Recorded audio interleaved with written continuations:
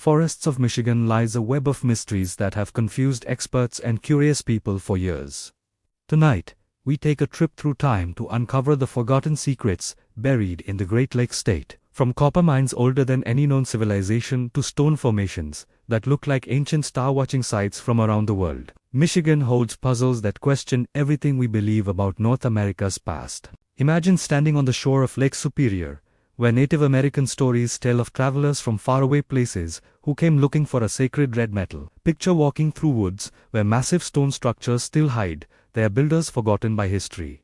These are not just tales or myths. They are real pieces of a past, much more detailed and fascinating than history books usually say. What if the very ground under your feet holds proof of advanced societies that lived thousands of years before Columbus sailed? What if Michigan's ancient copper mines linked this land to trade routes that crossed whole continents? Tonight, we will look into these ideas and more, digging into the strange archaeological finds, unexplained buildings, and lasting stories that make Michigan one of North America's most puzzling states. The wind sighs through the pine trees tonight, carrying with it the faint voices of ancient people. Are you ready to hear them? Chapter 1. The Great Copper Mystery. Long before modern industry changed how people use metal, something amazing was happening in Michigan's Upper Peninsula. The Keweenaw Peninsula, sticking into Lake Superior like a finger pointing at the horizon, holds one of archaeology's biggest puzzles. Here, ancient people dug over 1 billion pounds of pure copper from the earth, creating mining works so complex they surprise the modern mind. But here is where it gets strange. The native people of the area knew about copper and used it a lot. But here is what keeps experts awake at night. The huge size of these mines points to something much bigger than local needs. Think about this surprising fact.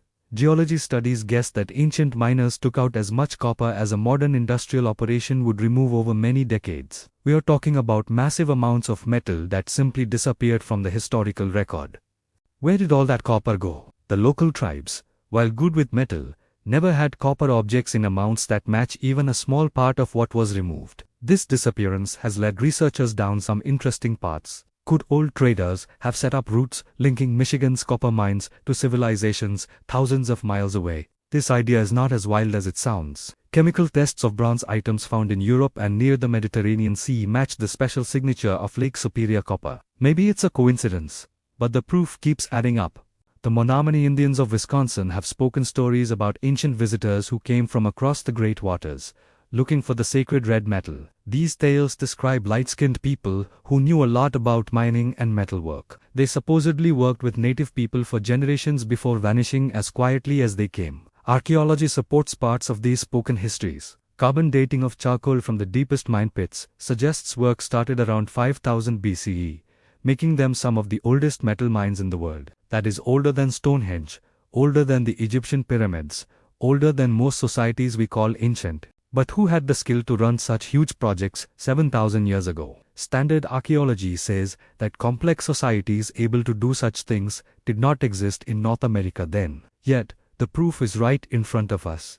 Tons of missing copper, and thousands of carefully made mine sites that needed planning, coordination, and advanced skill. Some researchers suggest these works were done by unknown people who had good boat-making skills. They point to strange stone anchors found all over the Great Lakes area, objects that seem made for ocean ships rather than small lake boats. These anchors look very much like ones used by ancient sailors from the Mediterranean Sea, yet they have been found thousands of miles from any ocean. The plot gets more involved when we look at how these ancient mines were built. Many show signs of mathematical exactness that equals modern engineering. The angles of the tunnels, the placement of support beams, even the water drainage systems show an understanding of ideas that would not be found by European civilization for thousands of years. Maybe most interestingly, several mine sites have carved symbols that do not match any known Native American rock carvings. These marks include spirals, shapes, and what look like notes for navigation. Some look strangely like ancient European and Mediterranean writing, leading to thoughts about contact across oceans long before the accepted timeline of human travel to the Americas. The copper mystery grows deeper when we look at the metalworking proof. Ancient miners in Michigan were not just digging raw copper, they were purifying it. Dig sites have shown advanced melting setups with furnaces that could reach temperatures needed for complex metalwork. This paints a picture of ancient people who were far more connected and technically advanced than we once thought. The mystery of Michigan's missing copper still confuses researchers today. New geology surveys using special radar have shown more mine sites that science did not know about before. Each new find adds another layer to this ancient puzzle, suggesting that our understanding of prehistoric North America might be fundamentally wrong. Could Michigan have been the heart of an ancient industrial revolution? Did skilled people from distant lands set up mining works in the Great Lakes area thousands of years before written history? Chapter 2. The Stonework Puzzles of the Northwoods. Travel deep into Michigan's northern wildlands, far from any road where modern life has not left a mark, and you will find something that should not exist, according to standard archaeology. Hidden under hundreds of years of forest growth, covered by moss and thyme, lie stone buildings that equal the massive monuments of Europe. These are not random piles of rocks left by glaciers, as some might say. They are carefully built arrangements that show an advanced understanding of astronomy, engineering, and math. The most amazing of these structures sits in the Ottawa National Forest, where local stories tell of a stone calendar built by people whose names are lost to time. This circle of standing stones, each weighing many tons, lines up perfectly with sky events that mark the changing seasons. During the summer solstice, sunlight passes through carefully spaced gaps between the big stones, making shadows that fall exactly on carved markers set in the forest floor. What makes this find so puzzling is its complexity. Making such exact sky alignments requires detailed knowledge of how stars and planets move and mathematical skills that supposedly were not available to prehistoric North American people. Yet here it stands, worn by thousands of years, but still working, still marking the passage of time with an exactness that equals modern clocks.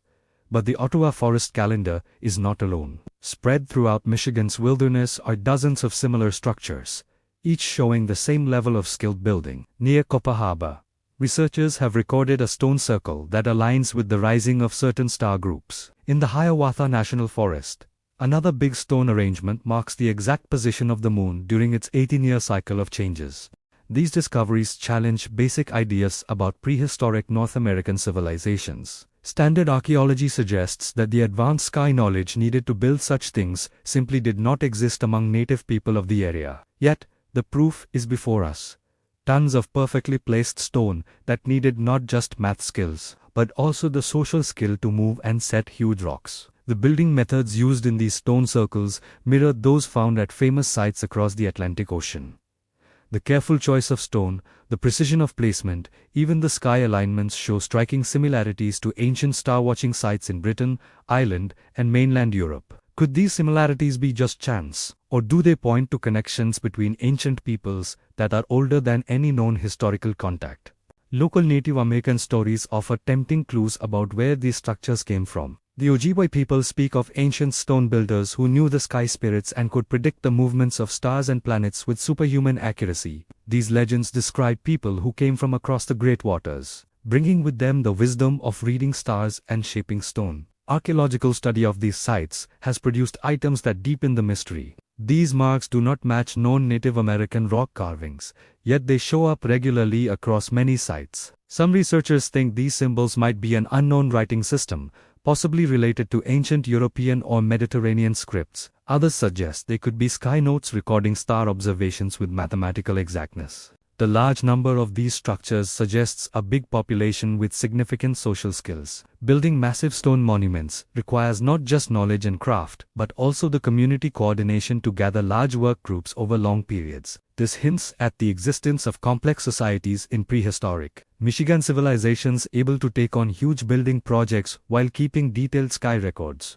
Carbon dating of plant materials found within these stone structures gives dates that consistently fall between 3,000 and 5,000 years ago, putting their building during a time when standard archaeology says no such advanced civilizations lived in North America. These dates match closely with the busy times of copper mining in the area, suggesting possible links between the big stone builders and the mysterious ancient miners. Some of the most remarkable finds come from underwater archaeology in the Great Lakes. Soundwave surveys have shown stone structures under the waters of Lake Huron that look like ancient star-watching sites. These sunken monuments, now covered by water because of changing lake levels over thousands of years, show the same skilled building methods found in their land-based cousins. The underwater sites present more mysteries. How did ancient people predict future positions of sky bodies so accurately that they could build observatories that would still work even as water levels changed? The math needed to adjust for such environmental changes suggests knowledge of land processes that would not be understood by mainstream science for thousands of years. Perhaps most fascinating are the links between Michigan's stone structures and similar monuments found across the Great Lakes area. Research shows that these big stone sites form patterns covering thousands of square miles, creating what some researchers call a prehistoric sky network. The placement of individual sites seems to follow mathematical relationships based on how planets and stars move, suggesting a coordinated effort by people who understood both astronomy and geography. New advances in satellite archaeology have shown more stone structures once hidden under forest tops. Special radar surveys keep finding new sites, each adding complexity to our understanding of prehistoric North American civilizations. These discoveries suggest that the big stone builders of Michigan were part of something much larger than we once imagined. The engineering problems involved in making these monuments were huge. Many of the standing stones weigh several tons and were cut from places miles away from where they stand. Moving such massive objects through thick forest would require a smart understanding of mechanical ideas, along with social skills that challenge standard views of prehistoric peoples. Chapter 3. The Underwater Archaeology Revolution. Below the dark waters of the Great Lakes lies a world forgotten by time, where ancient secrets rest in permanent twilight, preserved by the very depths that hide them from easy discovery. Michigan's underwater archaeology is one of the most exciting new frontiers in North American prehistoric research, showing proof of human activity that stretches our understanding of ancient civilizations far past old limits. The story starts in the 1960s, when Harvey divers exploring the deep parts of Lake Huron found something extraordinary. At depths of nearly 40 feet, where sunlight hardly reaches the cold water, they discovered what looked like a carefully made stone path. This was not the random rock field you might expect from natural land processes. Instead, they found perfectly placed stones, forming straight lines that stretched across the lake bottom for hundreds of yards. More investigation showed that these underwater paths connected areas that would have been dry land during times of lower water levels thousands of years ago. Climate data shows that Great Lakes water levels have changed greatly throughout prehistoric times, sometimes dropping more than 100 feet below current levels.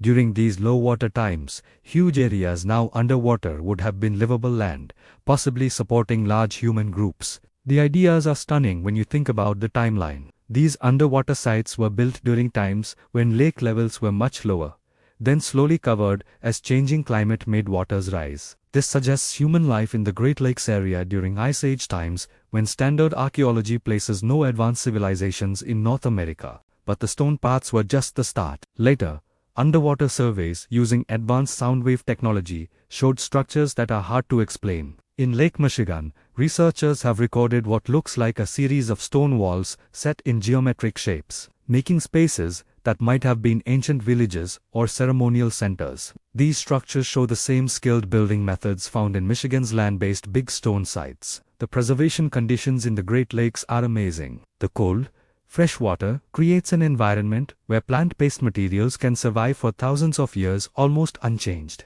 Wooden objects recovered from underwater sites show tool marks and building methods that give us new views into the skills of ancient people. Some wooden tools show making precision that equals modern woodworking, suggesting technical skill far beyond what standard timelines would predict. Perhaps most interestingly, several underwater sites have produced copper objects that show clear proof of advanced metalworking methods. These items were not rough-hammered pieces, but precisely made tools that needed a smart understanding of metal qualities and working techniques. The large amount of copper objects found underwater adds another layer to the mystery of Michigan's missing prehistoric copper. Archaeological study of these underwater sites has shown proof of permanent settlements, not temporary camps. Foundation patterns suggest large buildings, possibly multi-story structures, built using methods that would not appear in the historical record for centuries. The layout of these settlements points to complex social structures able to plan and keep up permanent communities. Carbon dating of plant materials from underwater sites consistently gives ages that challenge standard understanding of North American prehistory. Many samples date to between 8,000 and 12,000 years ago,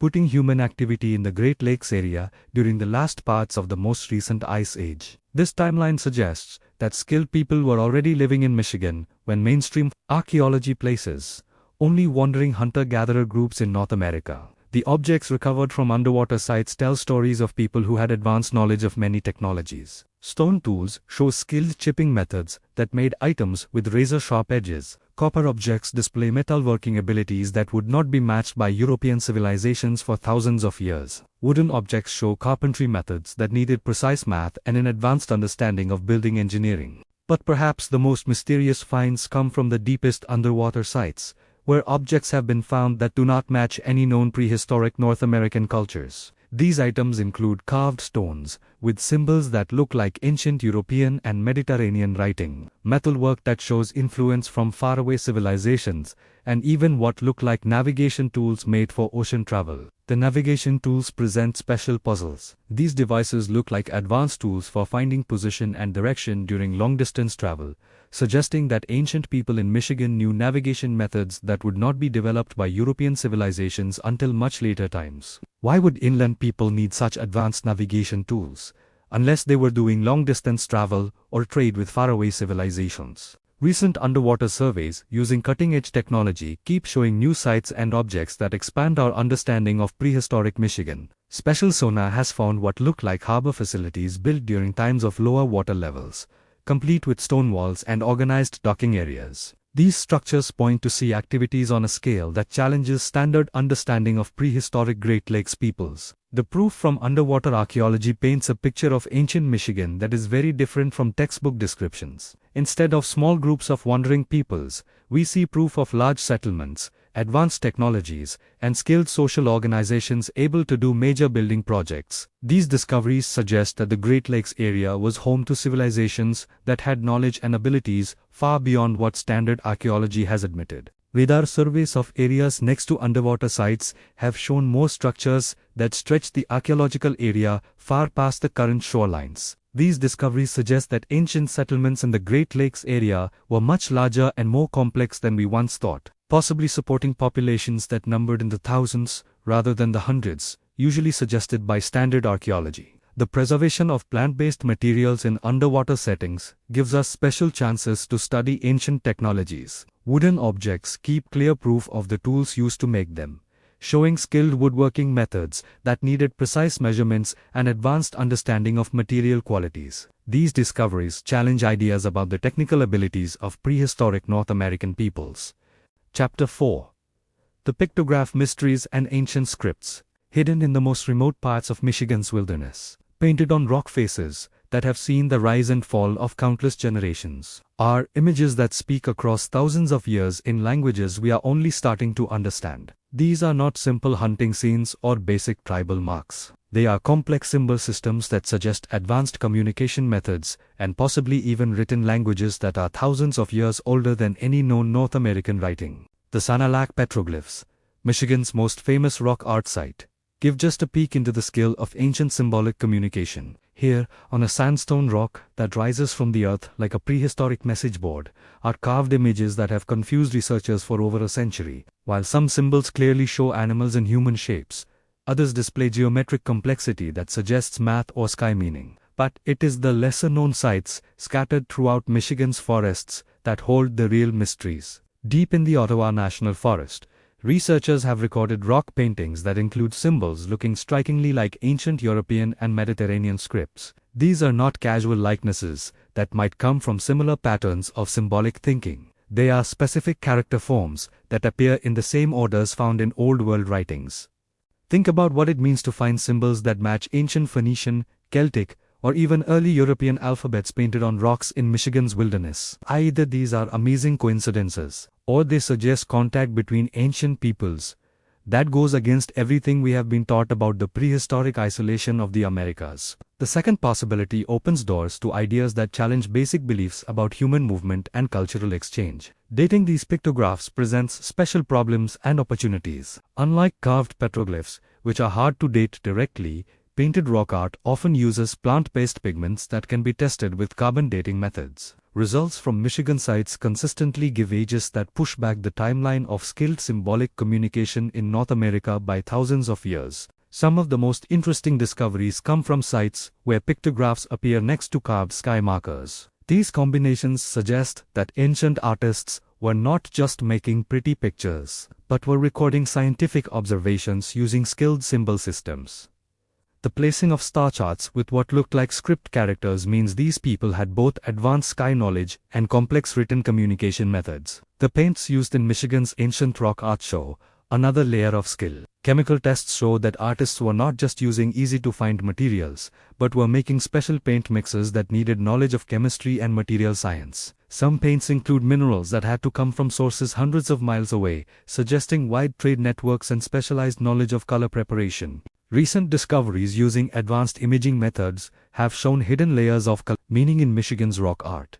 Special photography, which takes pictures using different light wavelengths, has uncovered painted symbols invisible to the naked eye. These hidden images often show different artistic styles and symbol systems, suggesting that rock art sites were used by multiple cultures over long periods. The hidden symbols found through advanced imaging often show even greater complexity than visible paintings. Some look like skilled math notes, including what researchers think are calculations related to sky observations. Others seem to be mapping systems that record geographical information using symbolic rules that would not appear in known map-making traditions for thousands of years. Perhaps most remarkably, several Michigan rock art sites have what look like two-language writings, where the same information is shown using different symbol systems. These parallel texts suggest that ancient artists knew multiple communication methods and were possibly making translations for peoples who used different symbolic rules. Such two-language writings point to cultural variety and interaction that goes against ideas about prehistoric social isolation. The patterns of similar symbols across multiple Michigan sites show skilled communication networks that connected far-apart regions. Identical symbolic paths appear at places separated by hundreds of miles, suggesting either wide cultural influence or coordinated efforts by peoples who kept regular contact across huge territories. This level of cultural mixing needs social and technical abilities that challenge standard understanding of prehistoric societies. Local Native American spoken stories give more background for understanding Michigan's ancient rock art. Many tribal legends talk of earlier peoples who could speak with stones, making permanent records of important information using magical methods. These stories often describe visitors from distant lands who brought the knowledge of rock writing and taught local people the sacred arts of symbolic communication. The sky content found in Michigan's pictographs shows a skilled understanding of how planets and stars move. Many sites include accurate pictures of constellation patterns, moon phases, and planet movements that needed careful watching over long periods. Some rock art sites seem to work as sky textbooks, recording complex star information using symbol systems that contain math relationships. But it is the apparent written texts that present the biggest mysteries. Several Michigan sites have sequences of symbols that follow grammar patterns consistent with real languages rather than simple picture representations. These early texts show features of sentence structure, word forms, and meaning patterns that suggest they represent true writing systems rather than basic symbolic art. Comparative study of Michigan's mysterious scripts shows connections to writing systems found across the ancient world. Some symbols match characters from scripts used by ancient Mediterranean civilizations, while others look like writing systems developed in prehistoric Europe. These connections suggest either amazing coincidences or proof of cultural contacts that are older than accepted timelines of human interaction. The preservation conditions at many Michigan rock art sites have let researchers study painting methods that show more information about their makers. Study of brushstrokes, paint application methods, and artistic rules shows proof of formal training and standard techniques that suggest organized teaching systems for passing on knowledge of symbolic communication. Chapter 5. The Copper Harbor Time Capsules. Along the rough shores of Lake Superior, where waves crash against billion-year-old rocks and ancient forests whisper secrets to the wind, lies one of Michigan's most puzzling archaeological sites. Copper Harbor, known today as a small tourist spot, hides under its pretty surface proof of activities that challenge our understanding of prehistoric North American civilizations. Here, buried in layers of dirt that built up over thousands of years, archaeologists have found what can only be called intentional time capsules, carefully prepared collections of objects that seem designed to save information for future generations. The first of these amazing storage places was found by accident in 1987, when construction workers were digging for a new marina. Their bulldozers hit something that was definitely not glacial debris, a stone-lined room that had been sealed with skilled waterproofing methods. Inside, preserved in conditions that would make museum workers very happy, were objects that painted a picture of ancient peoples far more advanced than standard archaeology suggested was possible. The waterproofing method alone is a wonder of prehistoric engineering. The room had been sealed using a mix of birch bark, pine sap, and what looks like a clay mixture with plant-based binders. This skilled preservation system had kept nearly perfect air conditions for thousands of years, protecting delicate plant-based materials that normally would have rotted long ago. Inside the room, archaeologists found copper tools that showed making methods needing advanced metal knowledge. These were not rough, hammered objects, but precisely crafted tools that showed proof of heating, strengthening, and other heat treatment processes that supposedly were not developed by human civilizations until much later times. The math exactness of these tools suggests their makers understood ideas of geometry and material science that go against standard timelines of technical development. But the copper tools were just the beginning. The room also contained plant-based materials that have changed our understanding of prehistoric cloth making. Fabric samples showed weaving methods that needed a skilled understanding of fiber qualities and loom technology. The patterns were not simple geometric designs, but complex picture themes that suggest advanced artistic traditions and possibly symbolic communication systems. Perhaps most remarkably, the room contained what looks like a prehistoric library, carved wooden tablets covered with symbols that follow consistent grammar patterns. These tablets were not rough scratches made by people with limited symbolic abilities. They showed skilled writing systems that contained complex information using standard rules. The symbols showed clear proof of sentence structure, suggesting they represent true written language rather than simple picture communication. Carbon dating of plant materials from the room gave results that consistently placed the site's creation around 4,000 years ago, during a time when standard archaeology suggests no complex civilizations existed in North America. These dates match closely with the busy times of copper mining in the area, suggesting links between the time capsule makers and the mysterious ancient miners who took billions of pounds of copper from Michigan's mountains. The find at Copper Harbor was not unique. Later archaeological surveys have shown more sealed rooms at places throughout the Lake Superior area. Each contained similar mixes of advanced copper tools, skilled textiles, and marked tablets that seem to record important information using unknown writing systems. The consistency of preservation methods and object types suggests a coordinated effort by peoples who had advanced knowledge of material science and information storage. The sealed rooms seem to have been placed according to sky alignments that show a skilled understanding of how planets and stars move. The locations were not chosen randomly, but follow math patterns based on the positions of specific star groups and moon cycles. This suggests that the time capsule creators had advanced sky knowledge and used it to contain more information in the geographical placing of their storage sites. Study of the marked tablets has shown math content that challenges ideas about prehistoric North American math abilities. The symbols include what look like number notes using counting systems that would not be developed by known civilizations for centuries. Some tablets contain what researchers think are geometry calculations related to building projects, sky observations, and possibly even navigation methods for long-distance travel. The cloth samples from Copper Harbor give us new views into prehistoric making abilities. The fabrics show proof of dyeing methods using plant materials that needed a skilled understanding of chemistry and color theory. Some samples display patterns that contain math relationships, suggesting that cloth making served purposes beyond simple clothing production, possibly working as information storage systems that contained important cultural knowledge. But it is the apparent maps found in several rooms that present the most interesting possibilities. These carved wooden tablets show what look like geographical pictures that stretch far past the Great Lakes area.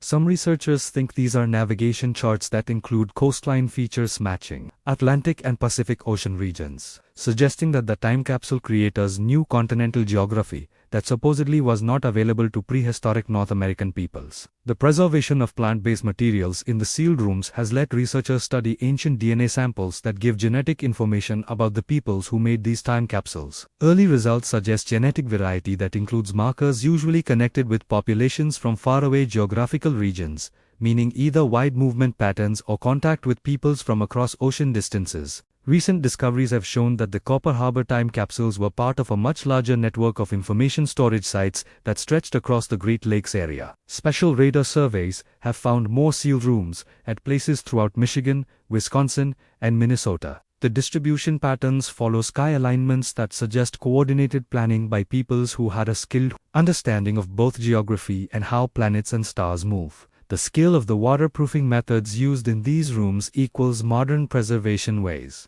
Chemical tests show that the ancient sealants included multiple plant-based and non-plant compounds that created nearly perfect barrier systems against wetness, temperature changes, and chemical breakdown. The knowledge needed to develop such advanced preservation methods suggests an understanding of chemistry and material science that goes against standard ideas about prehistoric technical abilities. The intentional nature of these time capsules raises deep questions about the reasons of their creators. Why did ancient peoples put such huge effort into saving information for future generations? What knowledge did they have that they thought was so important it needed protection across thousands of years? The answers to these questions might change our understanding of prehistoric North American civilizations and their connections to the wider ancient world. Chapter 6.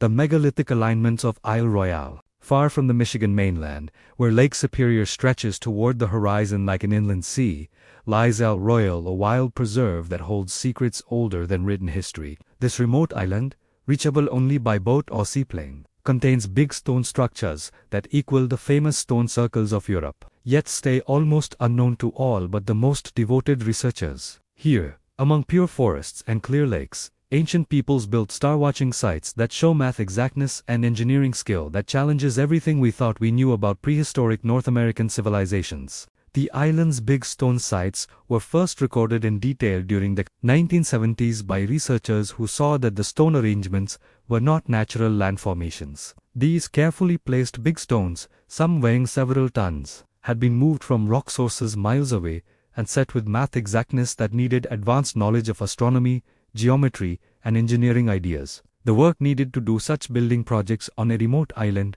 suggests large populations with skilled organizational abilities. The main stone circle on Isle Royale has 47 standing stones, set in a perfect oval that aligns with multiple sky events. During the summer solstice, sunlight passes through carefully measured gaps between specific big stones, making shadow patterns that mark the exact moment of the sun's northern turnaround. Similar alignments happen during the winter solstice, spring and fall equinoxes, and even more complex sky events, like moon pauses, that happen only once every 18 years. But the sky alignments stretch past basic sun and moon observations.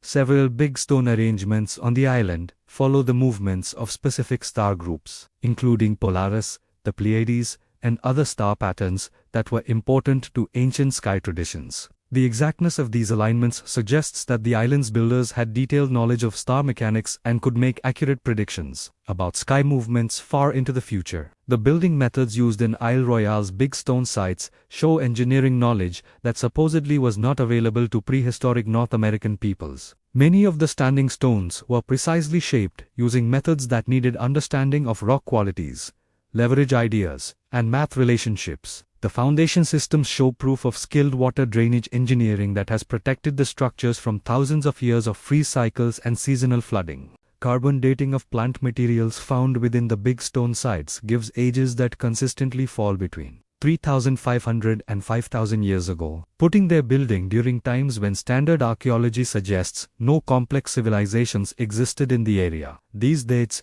match closely with the busy times of copper mining on Michigan's mainland, suggesting possible links between the island's big stone builders and the mysterious ancient miners. The island contains multiple big stone sites that seem to work as parts of a larger star-watching network. The placing of individual stone circles follows math relationships based on how planets and stars move, suggesting coordinated planning by peoples who had a skilled understanding of both astronomy and geography. This level of coordination points to social organization abilities that challenge standard ideas about prehistoric societies. Archaeological study of the big stone sites has shown objects that deepen the mystery of their makers. Copper tools found buried within stone circles show metalworking skill that needed advanced knowledge of heat treatment and metal mix. These tools display making exactness that would not be matched by European metalworkers for centuries after their estimated creation dates. The carved symbols found on many of Isle Royale's standing stones do not match known Native American rock carving traditions. Instead,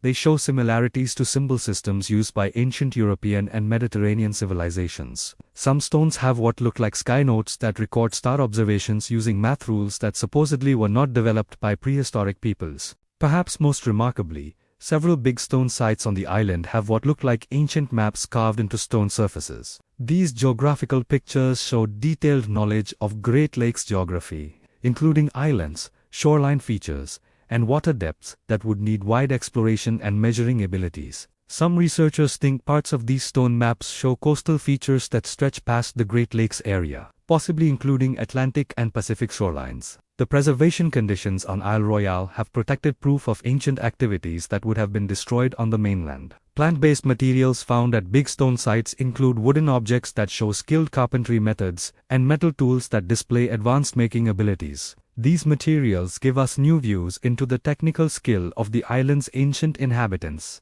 Recent archaeological surveys using special radar have shown more structures under the forest floor that stretch the scope of ancient activities on the island. These discoveries suggest that Isle Royale supported large populations during prehistoric times, possibly serving as a regional center for sky observation and maybe other special activities that needed separation from mainland populations. The island's big stone sites seem to have been designed for multiple uses beyond star watching. Some stone arrangements show proof of sound qualities that would improve sound travel during ceremonial activities. The exact placing of big stones creates echo effects that make human voices and musical instruments louder, suggesting that the sites served as places for important cultural gatherings. The work needed to build big stone monuments on a remote island presents practical problems that point to skilled boat-making abilities. Moving multi-ton stones across miles of open water would need advanced boat-building methods and navigation skills. The successful completion of such projects suggests that the island's builders had technical abilities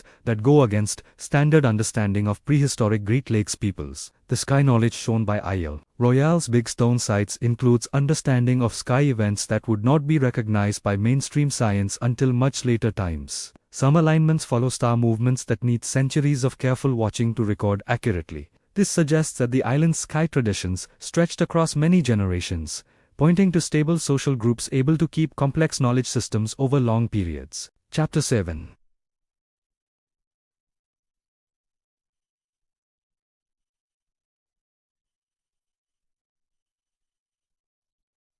The Serpent Mound Connections. Stretching across the land like a massive earth and stone snake frozen in time, Ohio's Great Serpent Mound has caught people's imaginations for generations.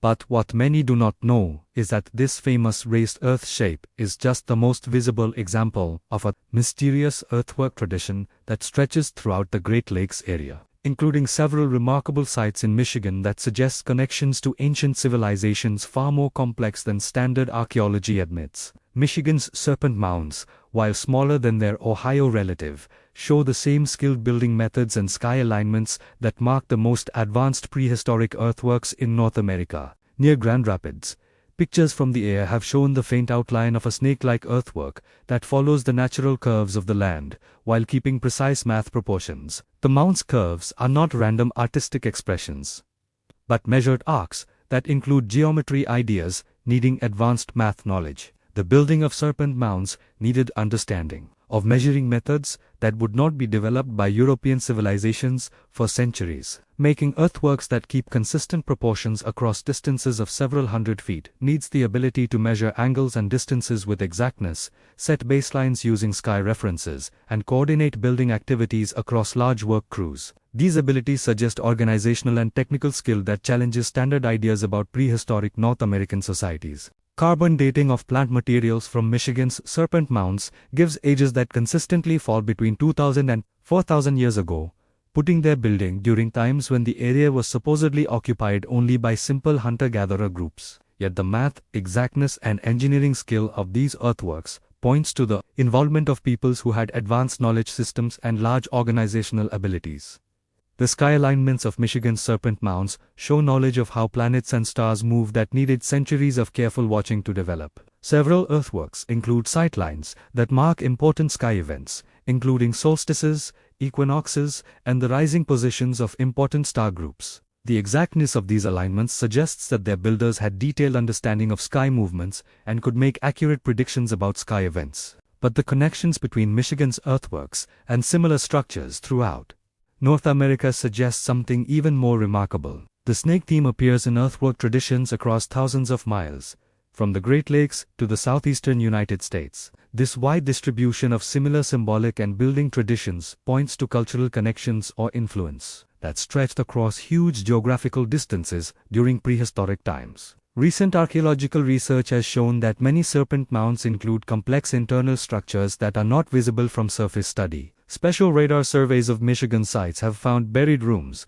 stone alignments, and object deposits that suggest these earthworks served multiple purposes beyond their obvious sky and ceremonial uses. Some seem to have worked as skilled information storage systems, containing important cultural knowledge in their internal arrangements. The symbolic meaning of the snake theme in ancient cultures worldwide adds another layer of mystery to Michigan's earthwork tradition. In civilizations across the globe, snake pictures represent ideas of wisdom, renewal, and cosmic power. The appearance of similar symbol systems in prehistoric North American earthworks suggests either independent development of universal symbolic ideas or cultural influences that connected ancient American peoples to Old World civilizations. Study of soil makeup within Michigan's serpent mounds shows building methods that needed a skilled understanding of earth-moving ideas and material science. The builders did not simply pile dirt into snake-like shapes, but made engineered structures using specific soil types, drainage systems,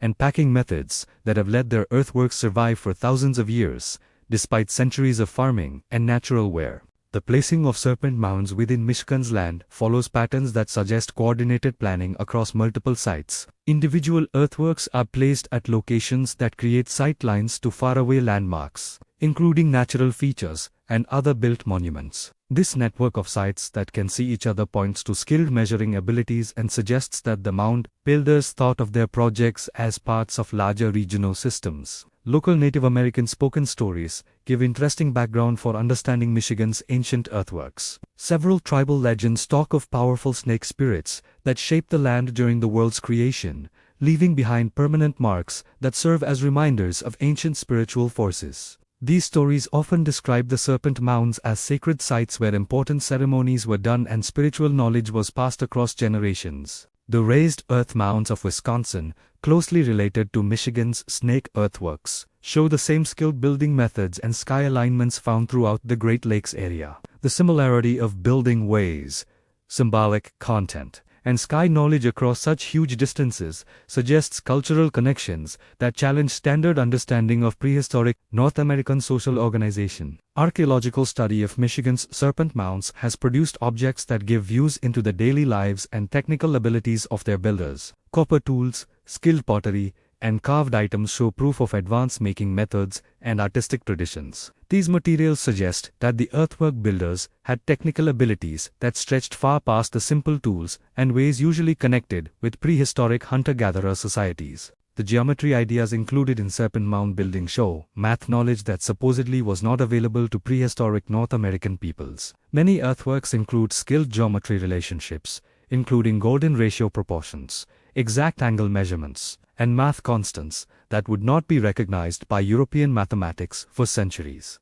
This suggests that ancient American peoples had advanced math traditions that developed separately from Old World influences. Recent discoveries using satellite pictures and special laser technology have shown more serpent mounds in Michigan that researchers did not know about before. These newly found earthworks follow the same building ideas and sky alignments found in recorded sites, suggesting that the serpent mound tradition was more widespread than once thought and may have connected sites across even greater geographical distances. The preservation problems facing Michigan's serpent mounds show how fragile these ancient monuments are. Farming activities, city development, and natural wear threaten to destroy archaeological proof that took ancient peoples generations to make. The loss of these sites would remove irreplaceable information about prehistoric North American civilizations and their remarkable achievements in astronomy, math, and engineering. Chapter 8.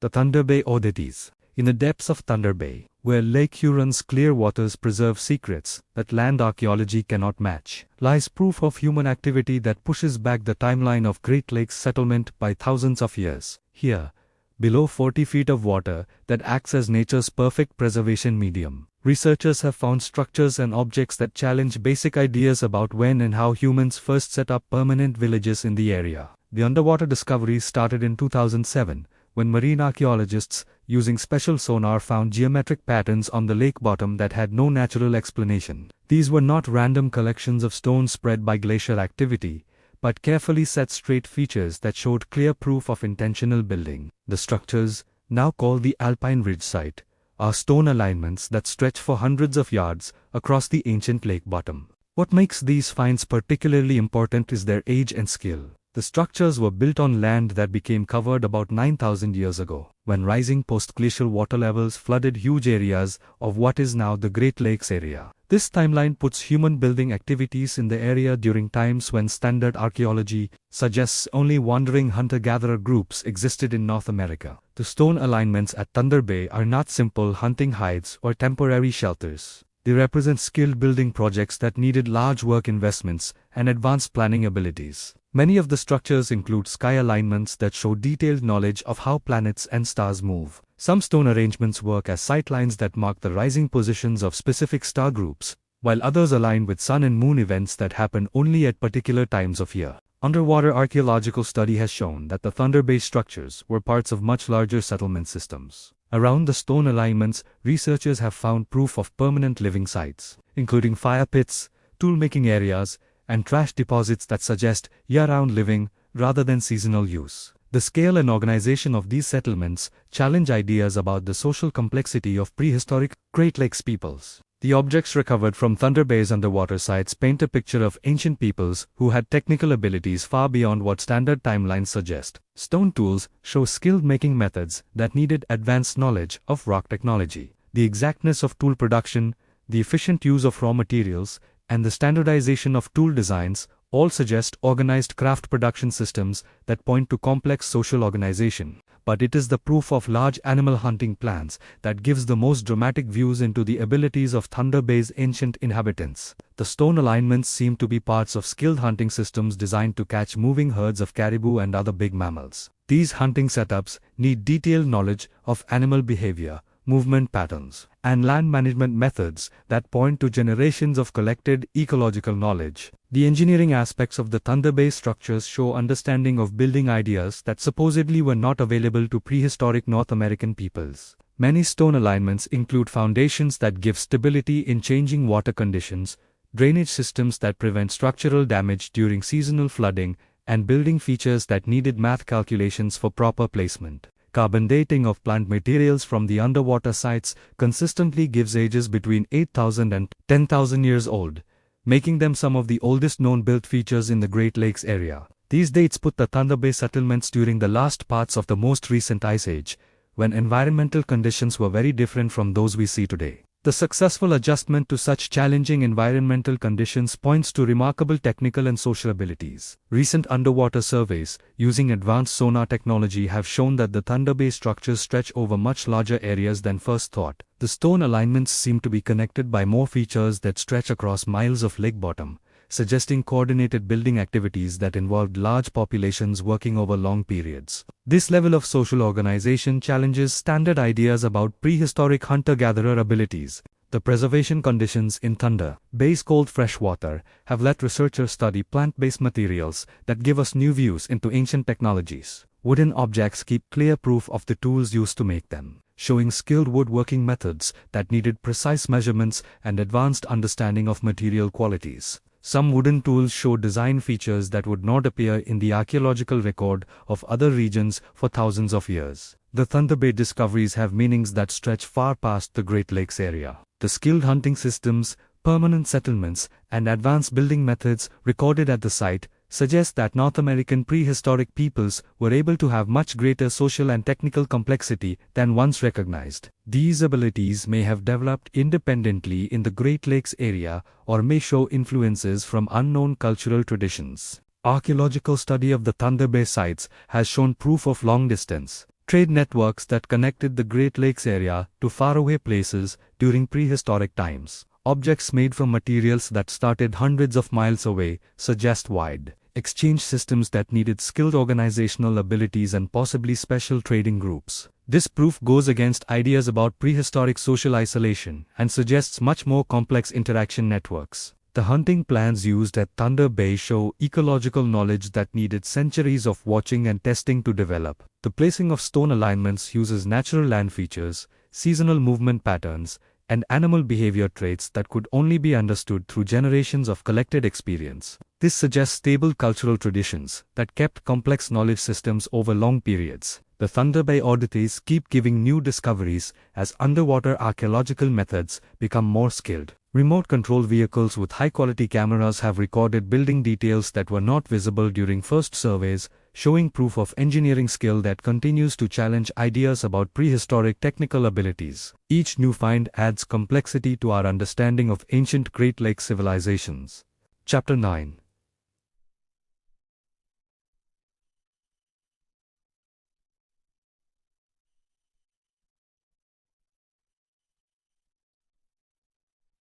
The petroforms and sacred geometries, scattered across Michigan's northern wilderness, hidden under hundreds of years of forest growth, and often mistaken for natural stone formations, lies a network of petroforms that represents one of North America's most skilled ancient sky and math traditions. These carefully set stone patterns, made by peoples whose names are lost to time, show understanding of geometry ideas and how planets and stars move that challenges everything we thought we knew about prehistoric math abilities. Petroforms are different from the more familiar stone circles and big stone monuments in their subtle mixing with natural land features. Instead of putting massive constructions on the environment, the petroform builders worked with existing land to make arrangements that look almost natural until studied closely. This skilled approach to land design needed advanced understanding of both artistic ideas and practical engineering. The math exactness of Michigan's petroforms becomes clear only through careful measurement and study. Many arrangements include golden ratio proportions, exact angle relationships, and geometry constants that would not be recognized by European mathematics for centuries after their building. The consistency of these math relationships across multiple sites suggests standard knowledge systems that were kept across generations of builders. Near Traverse City, researchers have recorded a petroform complex that works as a skilled sky calculator. The stone arrangements include sightlines that follow the movements of multiple sky bodies at the same time, creating a three-dimensional picture of how planets and stars move that lets watchers predict sky events with remarkable accuracy. The math complexity needed to design such systems suggests knowledge of trigonometry and sphere geometry that supposedly was not available to prehistoric peoples. The building of petroforms needed understanding of measuring methods that let builders keep math exactness across large distances. Making geometric patterns that stay accurate over areas covering several acres needs the ability to set exact baselines, measure angles with math accuracy, and coordinate building activities across multiple work teams. These abilities suggest technical and organizational skill that goes against standard ideas about prehistoric societies. Carbon dating of plant materials found within petroform sites gives ages that consistently place their building between 2000 and 5000 years ago, during times when the area was supposedly occupied only by simple hunter-gatherer groups. Yet the math skill and engineering exactness of these stone arrangements points to the involvement of peoples who had advanced knowledge systems and large organizational abilities. The sky functions of Michigan's petroforms stretch past basic sun and moon observations to include following star movements that need centuries of careful watching to record accurately. Some arrangements watch the positions of specific star groups throughout their yearly cycles, while others follow longer sky events like precession cycles that happen over thousands of years. This suggests sky traditions that were kept across multiple generations. Local Native American spoken stories give background for understanding the cultural meaning of petroform sites. Many tribal legends talk of ancient star watchers who could predict future events by watching sky movements. These stories often describe the stone arrangements as sacred sites where sky knowledge was passed on and important ceremonies were timed according to sky calendars.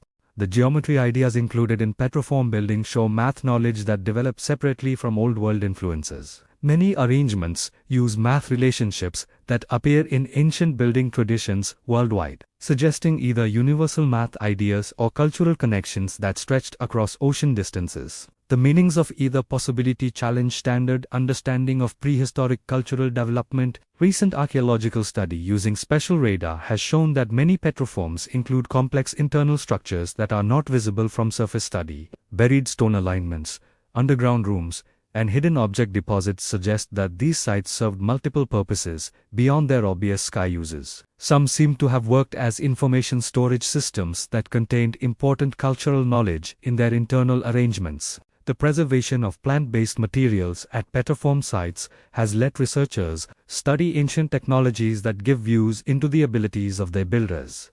Wooden objects show skilled carpentry methods. Metal tools display advanced metal knowledge, and carved items show artistic traditions that needed generations of skill development. These materials suggest technical abilities that stretched far beyond simple stone arrangement.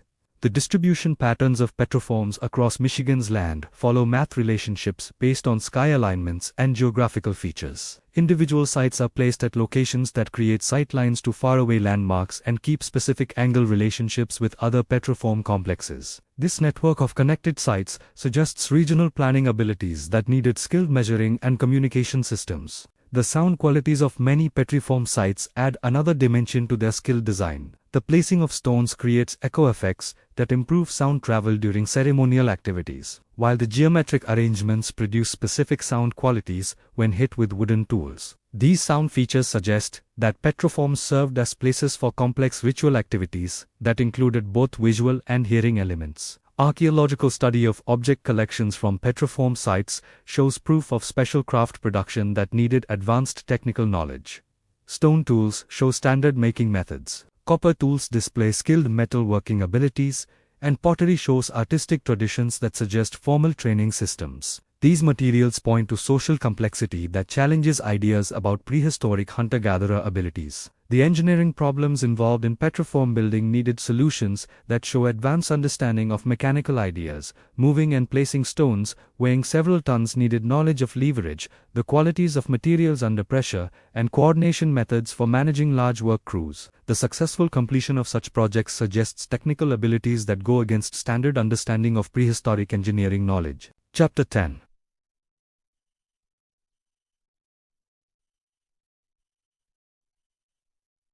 The ancient mining networks. Beyond the famous copper mines of the Keweenaw Peninsula lies a huge network of prehistoric mining works that stretches throughout Michigan's northern regions, representing an industrial project of amazing size that challenges every idea about prehistoric North American abilities. These are not the simple surface scratches that standard archaeology might expect from ancient peoples, but skilled underground operations that show advanced knowledge of geology, engineering, and industrial organization. The scale of Michigan's ancient mining network becomes clear only when seen from a regional view. Archaeological surveys have found over 5,000 individual mining sites spread across the Upper Peninsula, many connected by ancient roads that show proof of heavy use by large groups moving big loads. The transportation structure alone represents a huge investment in planning and building that needed coordination across hundreds of square miles.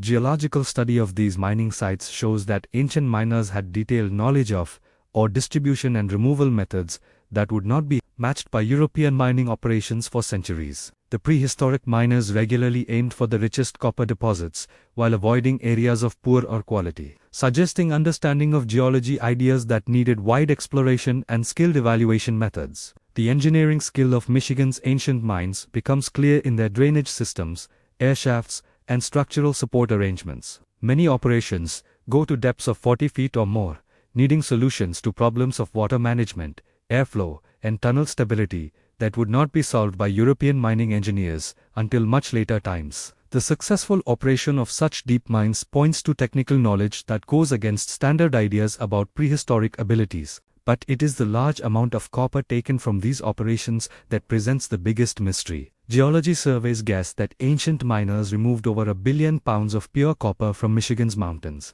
an amount that represents decades of busy industrial activity by large workforces. This copper seems to have vanished from the archaeological record, leaving behind one of prehistory's most confusing disappearance mysteries. The organization needed to coordinate mining works on such a huge scale suggests social groups able to manage complex industrial projects. Feeding, housing, and organizing thousands of workers across multiple mining sites would need management systems, supply networks, and communication systems that challenge standard understanding of prehistoric social organization. The successful keeping of such operations points to governmental or institutional structures of considerable skill.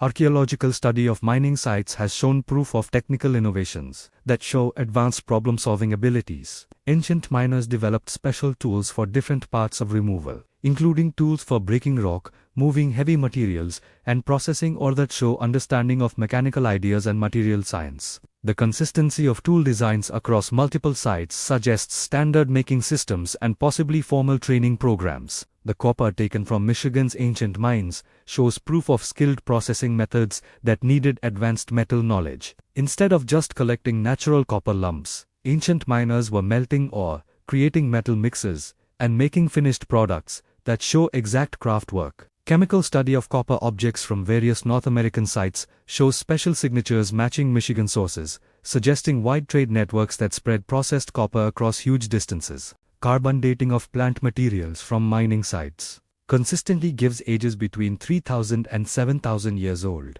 making them some of the world's oldest known metal removal operations. These dates are older than most Old World copper mining by centuries or thousands of years, suggesting that skilled metal traditions developed independently in North America rather than being brought by outside influences. The transportation problems involved in ancient copper mining operations needed solutions that show advanced engineering knowledge. Moving tons of removed copper from remote mountain places to processing centers and trade routes would need a skilled understanding of mechanical advantage, road building, and logistics coordination. Archaeological proof suggests that ancient peoples developed special transportation technologies, including sleds, rollers, and possibly wheeled vehicles for moving heavy loads. Recent discoveries using special radar and other advanced survey methods keep showing more mining sites that expand our understanding of the network's scope and skill. Many previously unknown operations show the same advanced engineering methods and organizational complexity found at recorded sites, suggesting that Michigan's ancient mining tradition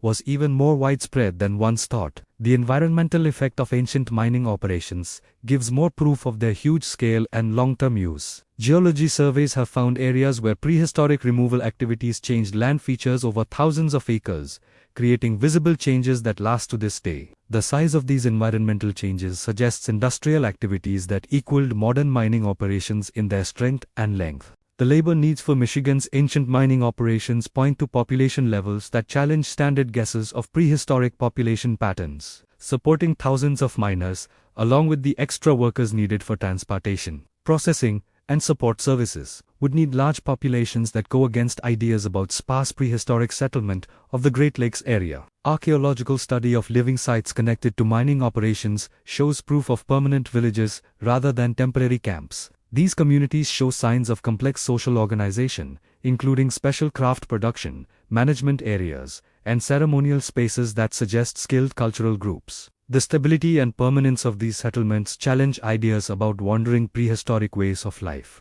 The technical innovations developed for mining operations seem to have influenced other parts of ancient Great Lakes cultures. Tools and methods first designed for copper removal were changed for building projects, farming activities, and craft production, suggesting that mining operations served as centers of technical development that influenced wider cultural patterns. The international connections suggested by special analysis of copper objects raise deep questions about prehistoric trade networks and cultural exchange. If Michigan copper was really spread to civilizations across North America and possibly beyond, it points to communication and transportation systems of remarkable skill that challenge standard understanding of prehistoric isolation and technical limits. Chapter 11. The Calendar Stone Mysteries. Hidden throughout Michigan's forests, hidden by hundreds of years of plant growth and often dismissed as natural rock formations, are stone structures that work as skilled sky calendars, able to follow sky events with an exactness that equals modern timekeepers. These remarkable monuments represent one of prehistoric North America's most advanced scientific achievements. Yet, they stay almost unknown to anyone outside the small community of researchers who have given their careers to understanding these ancient timekeeping systems. The most remarkable of these calendar stones sits in a remote part of the Hiawatha National Forest, where a carefully set circle of standing stones creates shadow patterns that mark the passage of seasons with math exactness. During the summer solstice, sunlight passing through precisely measured gaps between big stones makes shadows that fall exactly on carved markers set in the forest floor, showing the year's longest day with accuracy that does not change by more than minutes across multiple years of watching. But this stone calendar's abilities stretch far past basic seasonal marking. The monument follows multiple sky cycles at the same time, including moon phases, planet movements, and the rising positions of specific star groups throughout the year. The math complexity needed to design a system able to watch so many different sky events suggests knowledge of how planets and stars move that supposedly was not available to prehistoric North American peoples. The building exactness of Michigan's calendar stones becomes clear through detailed measurement and study. Many monuments include angle relationships that need understanding of sphere trigonometry, geometry constants that would not be recognized by European mathematics for centuries, and sky calculations that demand knowledge of how planets and stars move. The consistency of these math ideas across multiple sites suggests standard knowledge systems kept by skilled teaching traditions. Archaeological study of calendar stone sites has shown proof of long-term use spanning multiple centuries. Layers of objects under the monuments showed that these places were lived in continuously by peoples who kept and improved the skywatching abilities over many generations. This suggests stable cultural groups able to preserve complex scientific knowledge across long periods. The sky knowledge shown by Michigan's calendar stones includes understanding of sky events that need centuries of careful watching to record accurately. Some monuments follow precession cycles that happen over thousands of years, star movements that follow complex math patterns, and planet alignments that happen only at widely separated times. This suggests sky traditions that were kept across multiple generations of careful watchers. Local Native American spoken stories give background for understanding the cultural meaning of calendar stone sites. Many tribal legends talk of ancient timekeepers who could predict seasonal changes, sky events, and natural happenings by reading messages written in stone arrangements. These stories often describe the calendar stones as sacred sites, where sky knowledge was passed on and important ceremonies were timed according to sky events. The geographical distribution of calendar stones across Michigan follows patterns that suggest coordinated regional planning. Individual monuments are placed at locations that create sightlines to faraway landmarks while keeping specific angle relationships with other calendar stone sites. This network of connected sky observatories points to measuring abilities and communication systems that challenge standard understanding of prehistoric organizational abilities. Recent discoveries using satellite pictures and special laser technology have shown more calendar stone sites that were previously hidden under forest tops. These newly found monuments show the same skilled building methods and sky alignments found at recorded sites, suggesting that Michigan's calendar stone tradition was more widespread than once thought and may have included dozens of connected watching stations. The seasonal ceremonies connected to calendar stone sites seem to have included both sky observations and complex ritual activities. Archaeological proof suggests that these places served as locations for large gatherings where multiple communities came together to take part in events timed according to sky calendars. The social organization needed to coordinate such regional gatherings points to group abilities that challenge ideas about prehistoric social structures. The exactness of sky alignments at calendar stone sites shows understanding of correction factors needed to keep accuracy over long periods. Ancient sky watchers apparently understood that how planets and stars move involves small changes that build up over time, needing regular adjustments to keep exactness. The including of such correction systems suggests math skill that goes against standard ideas about prehistoric scientific abilities. Archaeological study of object collections from calendar stone sites shows proof of special knowledge systems that stretched past basic sky watching. Stone tablets with carved symbols seem to record complex calculations, math relationships, and possibly predictions about future sky events. These materials suggest that calendar stones worked as parts of larger scientific groups rather than simple seasonal markers. The engineering problems involved in building accurate sky instruments using stone materials needed solutions that show advanced understanding of measuring ideas and mechanical methods. Getting the exactness necessary for accurate skywatching needs the ability to set exact baselines, measure angles with math accuracy, and place heavy stones according to precise specifications. The successful completion of such projects suggests technical abilities that go against standard understanding of prehistoric engineering knowledge. The sound qualities found at many calendar stone sites add another dimension to their skilled design. The placing of stones creates echo effects that improve specific sound frequencies during ceremonial activities, while the geometric arrangements produce special sound qualities when activated by wind or percussion instruments. These sound features suggest that calendar stones served multiple functions that mixed skywatching with complex ritual practices.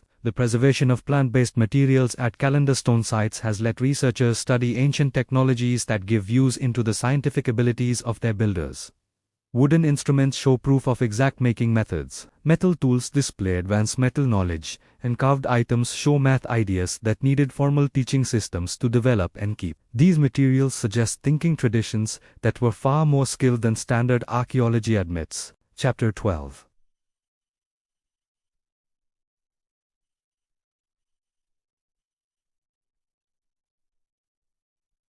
The underwater stone circles, below the pure waters of Michigan's inland lakes, where sunlight filters through liquid crystal to light up secrets that have stayed hidden for thousands of years, lie stone circles that challenge our understanding of prehistoric engineering abilities and raise deep questions about ancient water management technologies. These covered monuments, found only recently through advanced sonar methods and underwater archaeology, represent some of the most skilled prehistoric buildings ever found in North America. The first underwater stone circle was found in 2009 by researchers using special zone sonar to map the bottom of a small lake in the northern Lower Peninsula, at a depth of 20 feet, where preservation conditions are nearly perfect.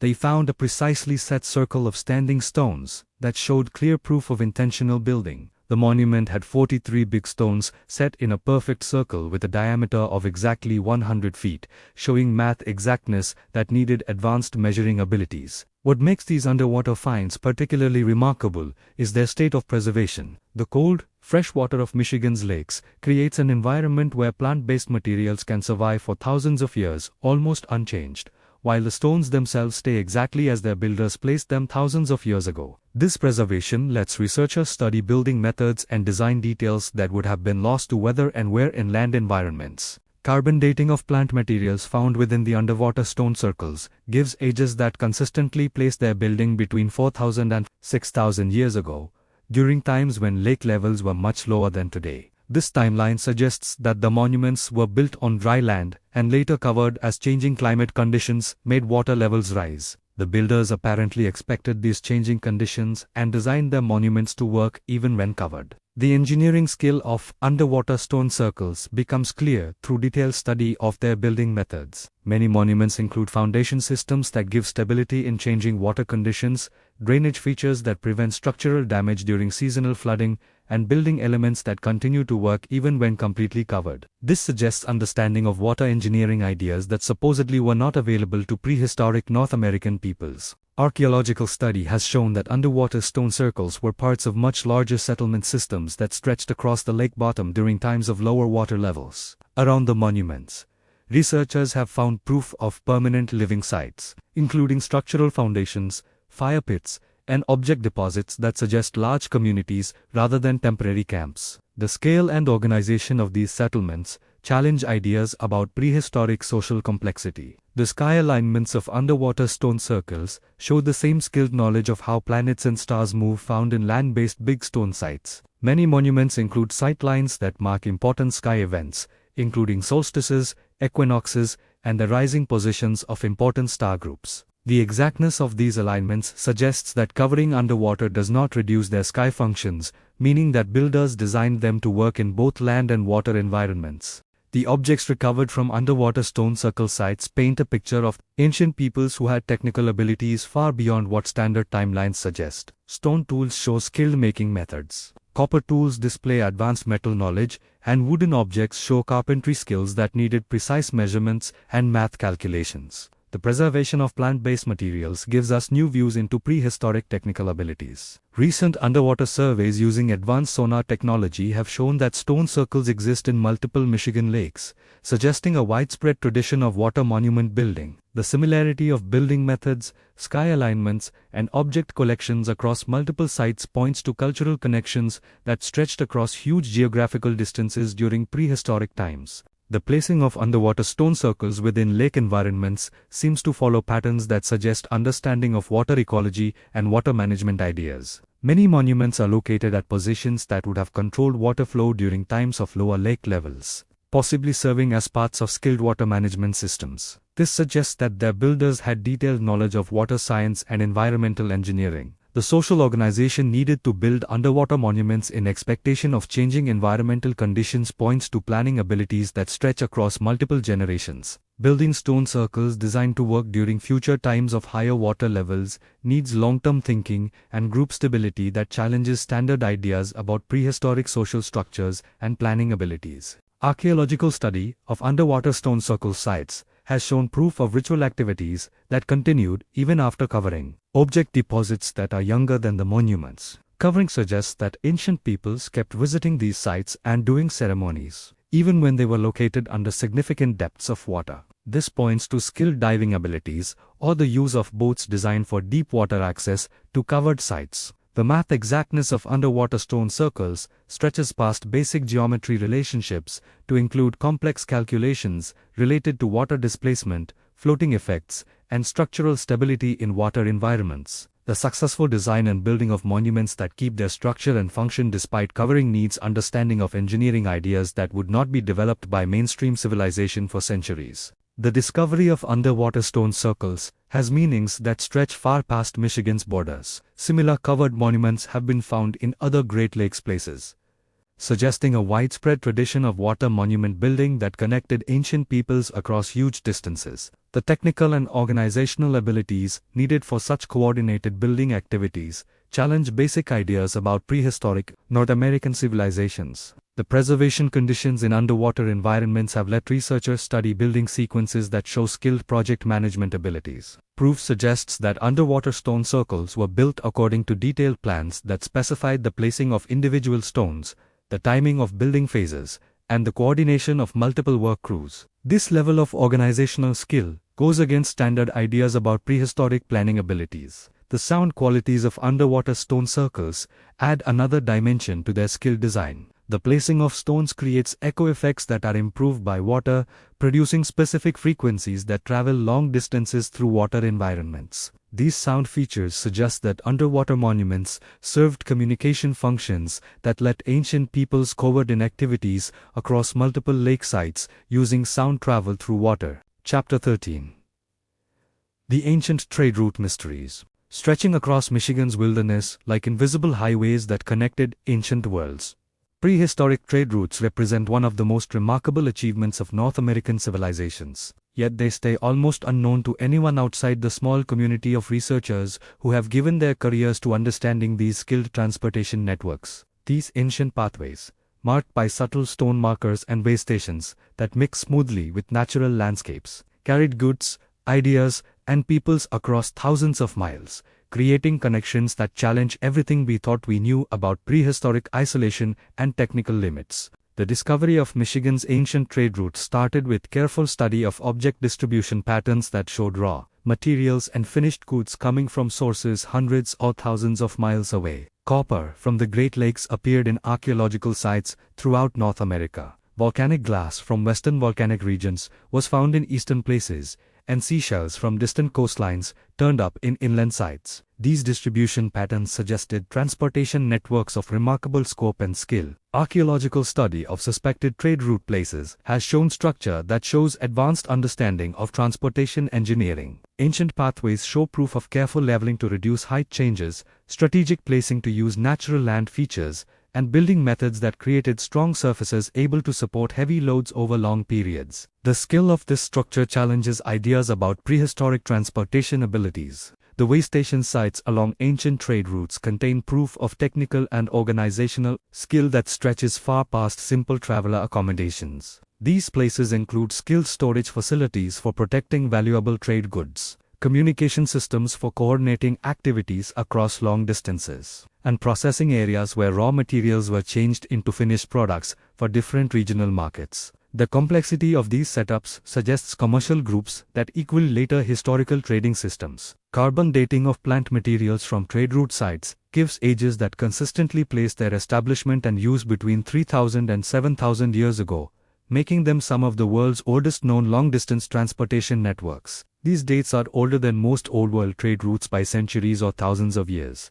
suggesting that skilled commercial systems developed independently in North America rather than being brought by outside influences. The engineering problems involved in making reliable transportation routes across Michigan's varied land needed solutions that show advanced problem-solving abilities. Ancient route builders developed methods for crossing wetlands, moving through thick forests, and keeping pathways structured despite seasonal flooding and freeze-thaw cycles. The successful operation of these routes for centuries points to technical knowledge that goes against standard understanding of prehistoric engineering abilities. The goods moved along Michigan's ancient trade routes include materials that needed skilled processing and making methods. Copper objects show proof of advanced metal knowledge. Stone tools display exact making that needed special skills, and plant-based products show preservation methods that let them survive long-distance transportation. The quality and consistency of these trade goods suggests standard production systems and quality control measures.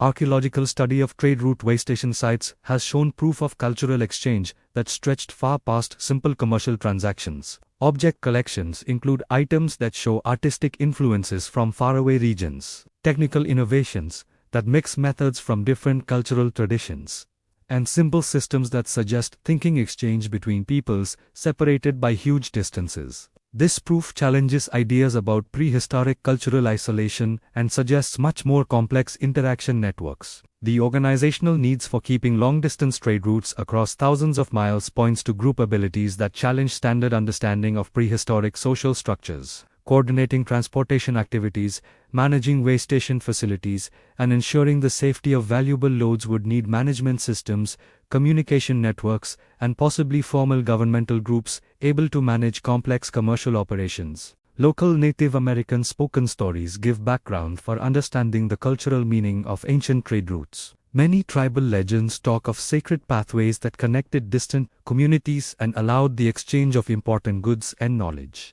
These stories often describe the trade routes as having spiritual meaning beyond their commercial functions, serving as channels for cultural and religious exchange between different peoples.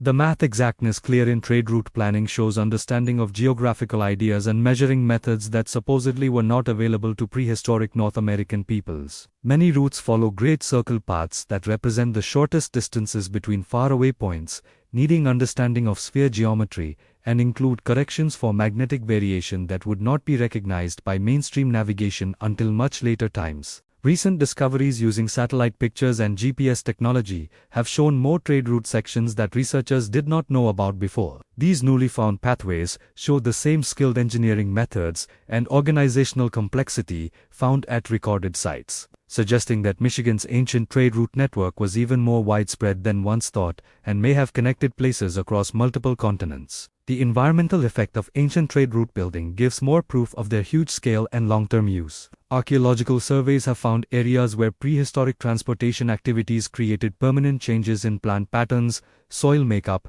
and land features that last to this day. The size of these environmental changes suggests commercial activities that were kept over centuries and involved large traffic amounts. The preservation of plant-based materials at trade route sites has let researchers study ancient transportation technologies that give views into the abilities of prehistoric peoples. Wooden objects show proof of special vehicle building. Leather goods show advanced standing and preservation methods. And cloth materials show making abilities that needed skilled knowledge of fiber qualities and processing ways. The mixing of trade routes with other ancient structure systems suggests coordinated regional planning that needed communication and cooperation across huge distances. Many routes connect directly with big stone sites, sky observatories, and major settlement centers, meaning that transportation networks were designed as parts of larger cultural and economic systems rather than isolated commercial pathways. The safety measures clearer trade route setup suggest that valuable loads needed protection from both natural dangers and human threats. Waystation sites include defense. The skill of these safety arrangements points to ancient trade routes carrying goods of enough value to justify large investments in protective structure.